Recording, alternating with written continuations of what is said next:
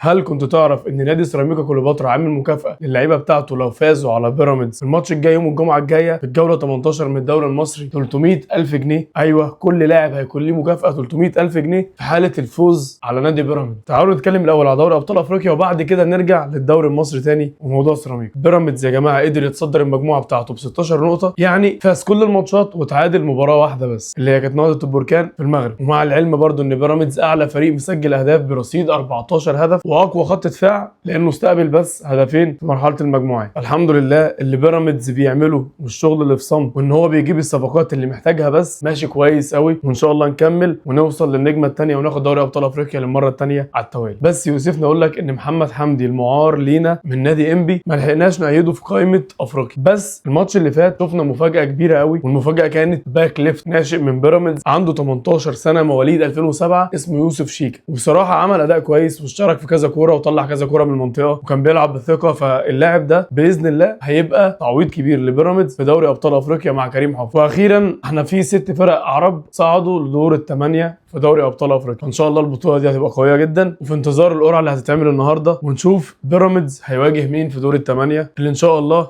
ايا كان هو مين هنكسبه وهنصعد بعد كده وهنوصل لفاينل وان شاء الله نفوز بالبطوله دي. ده كده بالنسبه لموضوع افريقيا. دلوقتي بقى موضوع الدوري ليه سيراميكا عامله المكافاه دي؟ لان بكل بساطه لو احنا قدرنا نفوز على سيراميكا في الماتش الجاي اللي ان شاء الله هنفوز فيه هيبقى الفرق بيننا وبينهم نقطه واحده، ومع العلم هم لاعبين ماتش زياده عننا اللي هو في حاله لما نتساوي في المباريات هنبقى احنا متصدرين الدوري وبفارق نقطتين. فاحنا المفروض ناخد المباريات الجايه كلها على محمل ان هي مباريات كاس، لازم كل ماتش نلعبه نكسبه. احنا عندنا سيراميكا وبعد سيراميكا نروح نلعب المحله في المحله، كده احنا عارفين ان المحله فرقه صعبه شويه على ملعبها والموسم ده شغاله تعادلات بس احنا الموسم اللي فات فزنا عليهم في ملعبهم، فباذن الله الماتش ده هنفوز بيه برده. بعد كده هنقابل الزمالك وده هيبقى ماتش صعب شويه، بس احنا لينا فرص كبيره ان احنا نفوز على الزمالك في ظل الظروف اللي هو فيها دلوقتي، ان احنا فريقنا ما شاء الله سكواد كامل متكامل اساسي بدكه، وانا اصلا ما بعتبرش ان في دكه، انا بعتبر كل السكواد ال 18 كلهم لعيبه اساسيه، كله احسن من الثاني ما شاء الله. وبعد ماتش الزمالك هنرجع نلعب حرس الحدود في الاسبوع ال21، واعتقد ان الماتش ده ان شاء الله يبقى ماتش في المتناول وهنفوز بيه، وبكده هيبقى احنا لعبنا كل الماتشات بتاعتنا الا ماتش واحد اللي هو البنك الاهلي المتاجل من الجوله ال15. احنا لو قدرنا نفوز بكل المباريات اللي فاتت دي هنبقى بادئين مجموعه البطل واحنا متصدرين، وان شاء الله احنا قدها وباذن الله هنفوز بيها. احنا لعيبتنا كلهم على اعلى مستوى ومش محتاجين لمكافآت عشان نفوز بماتش زي ده، احنا عايزين الدوري، عايزين دوري ابطال افريقيا. حابب اشكر كل الناس اللي عندي وبحاول على قد ما اقدر ان انا اوصل رسائلكم للعيبه ان في ناس فعلا بتحب الفريق وبتدعمه وبتسانده. ان شاء الله بيراميدز هيكون عند حسن ظنكم ويفوز بالدوري ودوري الابطال